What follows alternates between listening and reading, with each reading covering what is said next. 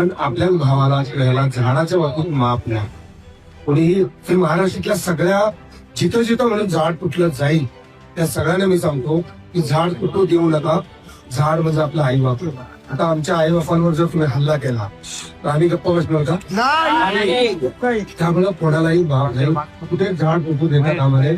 आणि स्पेशली मला तर आता काल कळलं की इथं एज्युकेशन सेंटर आणि ते करायचं आणि ती 30-35 वर्षाचं हे केलं. आता गिरीश महाजन तुम्ही याचं उत्तर द्या. मला पहिल्यांदा इथं कळलं गिरीश महाजन तुम्ही जबाबदार माणूस आहात.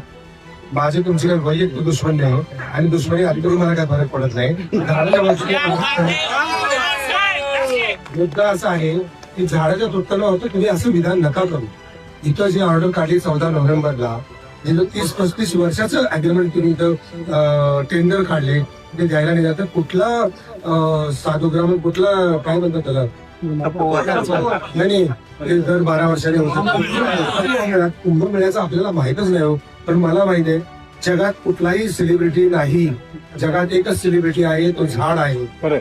आणि सेलिब्रिटी त्याला म्हणायचं जो जगवतो, जो ऑक्सिजन देतो, जो अन्न पाणी देतो, जो सावली देतो त्यालाच फक्त सेलिब्रिटी म्हणायचं. त्यामुळे नाशिककरांना मी सेलिब्रिटी म्हणून आलेलो नाही. मी तुमचा माणूस म्हणून तुमच्या बाजूने आलोय. मला चांगल्या माणसांच्या बाजूने राहायचंय आणि वाईट माणसं ही जरी आपले नातेवाईक असतील जवळचे मित्र असतील तरी ती वाईटच आहे. त्यांना आपण जगू देणार नाही. झाड तर मरू देणार नाही.